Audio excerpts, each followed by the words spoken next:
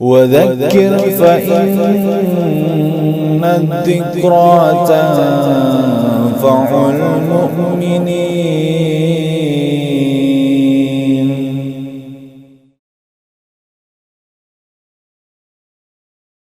Bismillah, wassalatu wassalamu ala rasulillah sallallahu alaihi wasallam.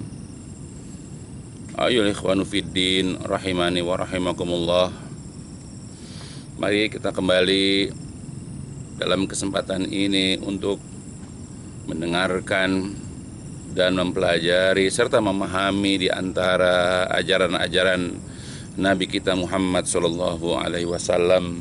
Karena di dalamnya terdapat bimbingan, di dalamnya terdapat arahan yang kalau kita mengikuti arahan dari Rasulullah SAW, insya Allah kita akan menjadi seorang muslim yang baik.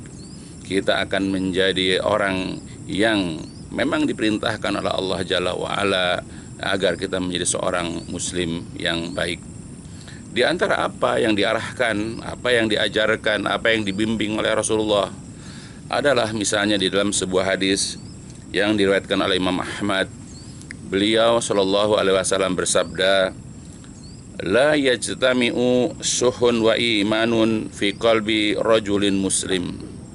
La tidak akan yajtami'u terkumpul, tidak akan terhimpun, tidak akan bersatu yang namanya syuhun, yang namanya kekikiran, yang namanya kebakhilan, wa imanun dan keimanan fi qalbi di dalam hati rajulin muslim, dalam hati seorang muslim.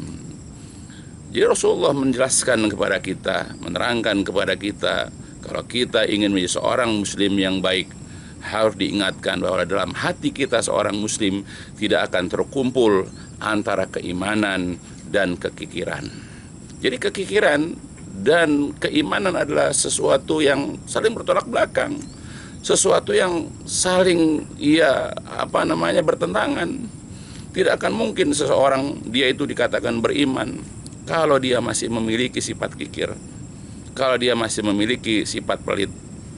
Ya, karena tidak mungkin seorang muslim bersatu dalam dirinya, ya, di mana dia mengaku, dia menganggap dirinya beriman, tetapi di sisi yang lain dia kikir kepada orang tuanya, dia kikir kepada anak-anaknya, kepada istrinya, dia kikir kepada kerabat-kerabatnya, kepada sahabat-sahabatnya, ya, dan kepada siapa saja. Maka kekikiran itu akan menggerus, ya, akan menghilangkan yaitu keimanan yang ada dalam diri seseorang.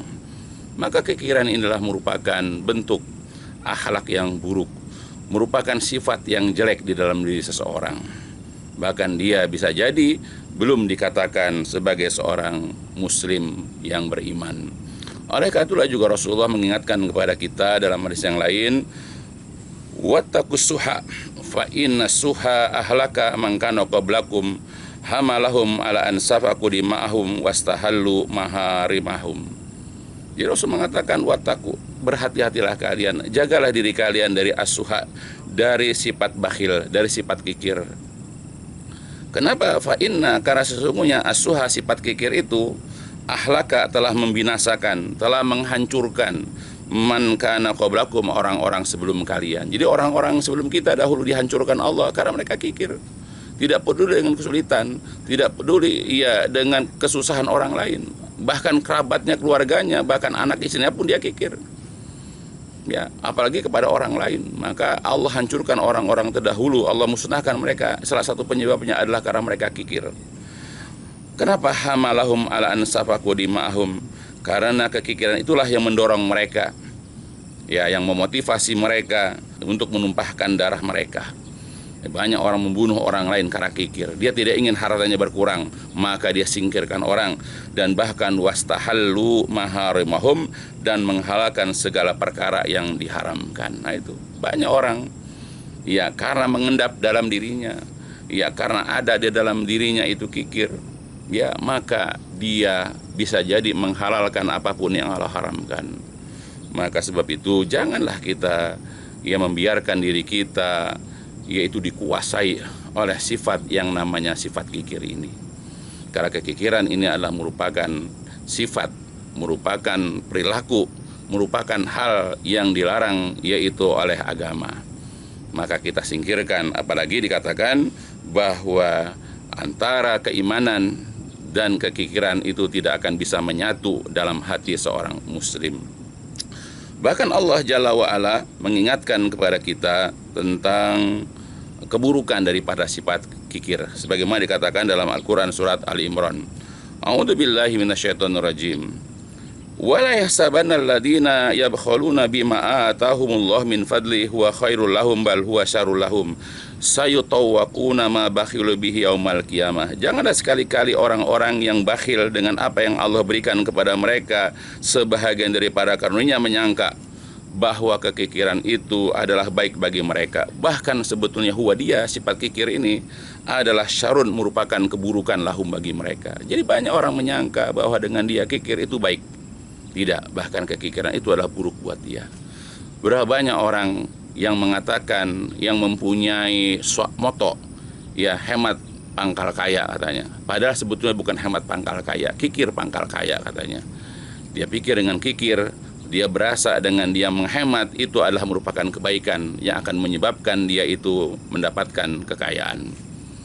Ya, bahkan sebetulnya kekikiran itu adalah merupakan keburukan bagi mereka. Kenapa?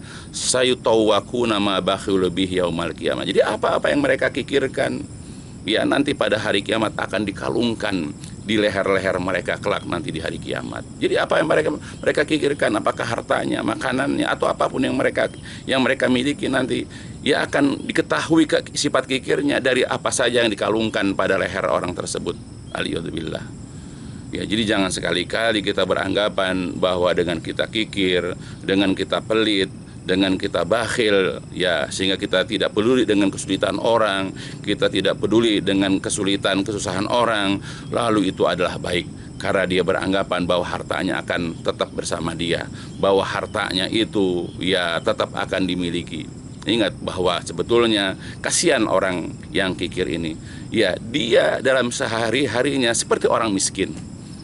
Tetapi sebetulnya nanti di hari kiamat dia dihisap seperti hisapnya orang kaya. Ya, karena kikir dia di sini. Dia hidupnya prihatin, dia makan seadanya, dia tidak pernah memberi kepada orang, ya atau pokoknya kelihatanlah orang-orang yang kikir itu seperti orang-orang yang miskin di dunia ini. Tapi nanti di yaumil qiyamah dia akan dihisap.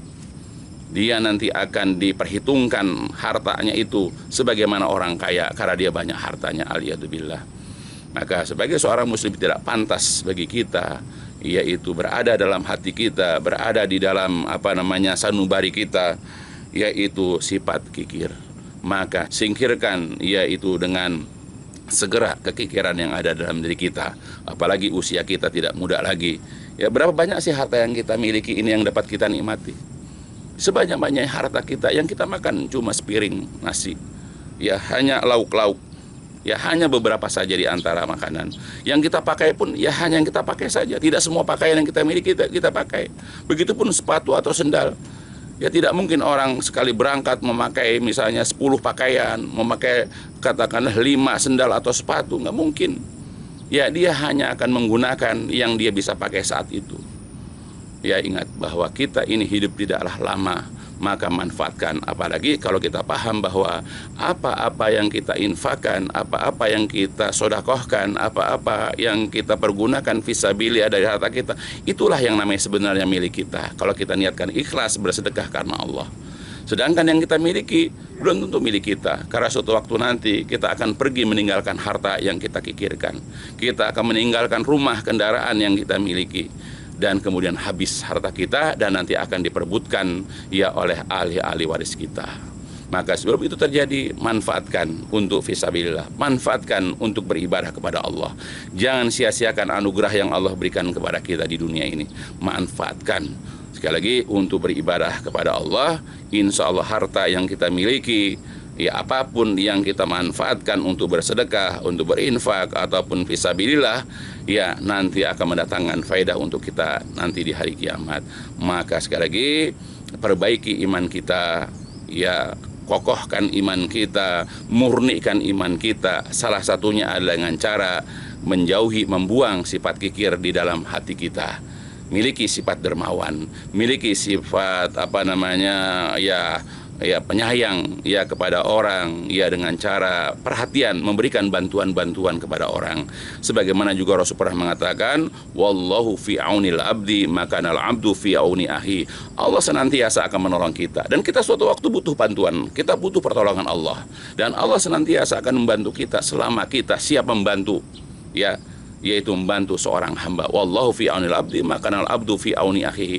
Allah senantiasa akan membantu seorang hamba selama hamba itu senantiasa membantu atau menolong saudaranya. Nah, kalau kita standby menolong saudara kita, apakah kakak kita, adik kita, ponakan kita, om kita, tante kita, ya, ataupun saudara-saudara lain, ataupun tetangga-tetangga kita atau teman-teman kita siap bantu, maka suatu waktu ketika kita di hari kiamat atau di dunia ini kita butuh bantuan, maka Allah juga akan siap membantu kita. Maka kalau kita butuh bantuan Allah dari sekarang, siapkan selalu dengan harta kita, dengan apapun yang kita miliki untuk membantu mereka.